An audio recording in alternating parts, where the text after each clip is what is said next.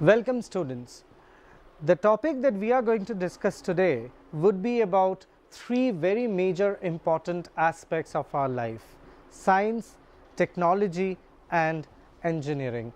As here we are concentrating more on the engineering students, so there is a huge impact of science and technology in the lives of engineers. Engineers are the people who would change the world, change the society and make it a better place for all of us to live. In this connection, it is important for us to understand the relationship between engineering profession and ethics. As mentioned earlier, engineers are the future of the society. They are the people who build and change the world. In the process, in the recent times, we see a lot of non-ethical thing happening around us. It is the subject is to be kept for the engineers to ensure that everything goes according to the ethical standards of the world and people do follow them and become better engineers for the futures. So there is a direct connection between engineering students and ethics. Let us take an example. A person who is studying as a civil engineer might be responsible to build a bridge in the future.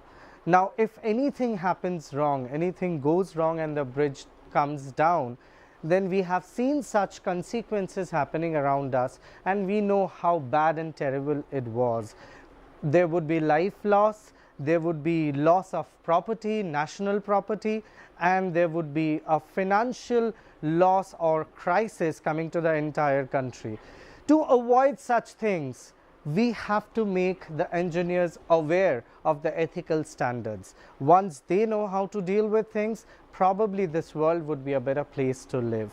Now, another important aspect, the moment we talk about science, technology and engineering, we remember something very important. It is something that is directly proportional, it is something which is directly linked with science and technology, but at the end it is not a very happy thing. The thing is pollution. Pollution is directly related to science, technology. As we grow as human beings, as there is an increase in industrial revolution and the use of technology around us, we see a lot of pollution happening around us. Like for example, land, soil, that is soil pollution, we have water pollution, we have air pollution. So this is making our lives a little crazy and making things very difficult for us to digest. So keeping that in mind, we not only spread a lot of pollution, but we actually exploit and overuse the natural resources or the non-renewable resources which take millions of years to form in its own. We are exploiting them and probably in the near future we would be left with nothing to run the world. It is during this industrial growth that somebody called, a famous economist called E.F. Schumacher, who came up with a concept called appropriate technology. Now, what does appropriate technology means? It means simple, that whatever is today available, the consumption of the present world should be curbed to a considerable amount so that something can be stored for the future generations to use.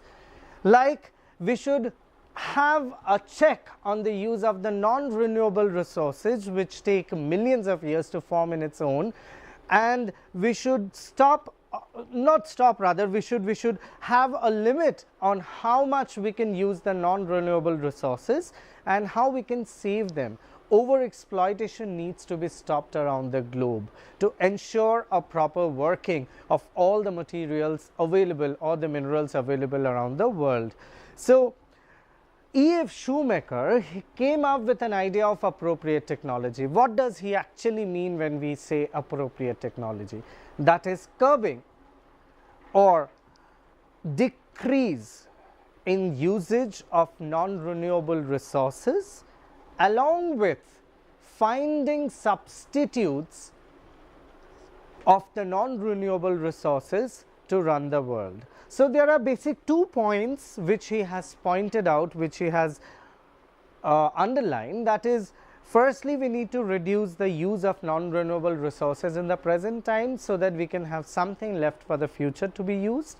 And secondly, whatever we are using, we have to find a substitute for that so that the non-renewable resources are used in the least. For example, we have been working with CNG gas in the last few years, or I would say a decade now, where people have been using CNG gas in place of petrol and diesel, which is giving us a lot of relief that we are being able to save one of those precious minerals like petrol and diesel.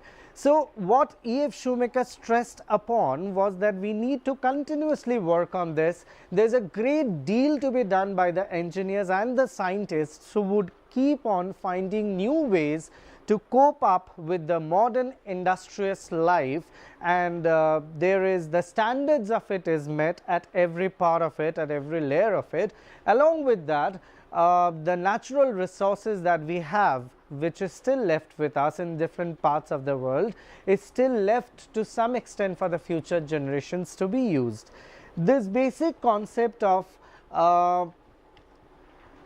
conserving the nature would be one of the main agendas of E.F. Shoemaker behind finding out the term appropriate technology.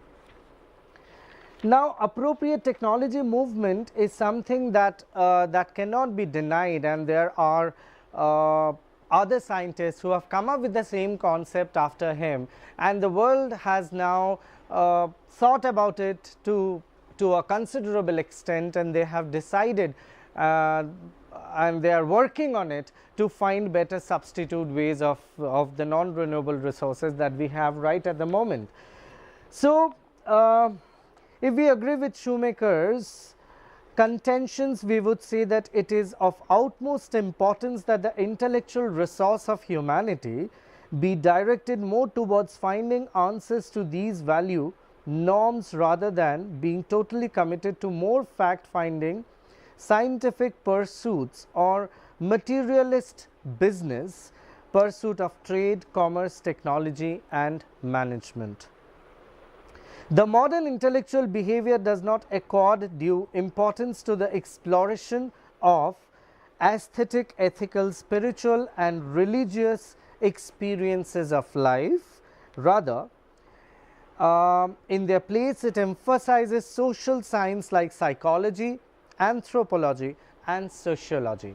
So, what we can find is that to have a better life, to survive in a better way, there are social sciences on which we need to concentrate more, on which we need to deal upon, where we can learn about the modern psychology, the modern philosophy, the modern social sciences for a better living in the entire globe, across the entire globe. So, if we try to uphold the logic, or if we try to keep up with the ideas that E.F. Shoemaker had come up with, it is a huge responsibility on the part of the students, especially engineering students and management students, to deal with things in a better way, to handle and understand the thin line difference between usage and overusage, or exploitation as we call it.